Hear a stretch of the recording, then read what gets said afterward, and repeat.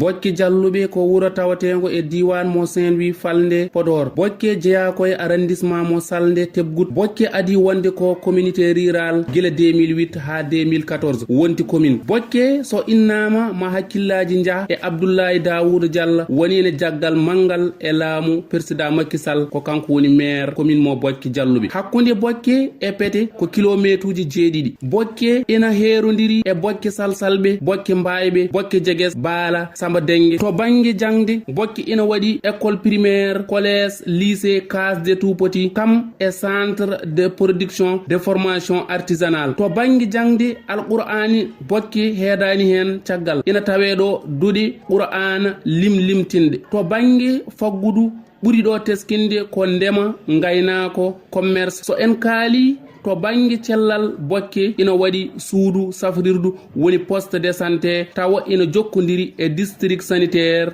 mbo Pete. Gaga ɗum ɗon fof haɗani won caɗele yogo e ɓesguji ɗi guurata. En mbawa haalde Bokke tawa en kalani ceerno Salif Sow kilifa diine mawɗo e Bokke Jalluɓe birniɗo guiti mbo wirnaki ɓerɗe. Ko ɗum ni jeyi sababu Pindi TV ina tawe ɗo e Bokke ngam tawtorede ziyara on jiyaɗo Allah.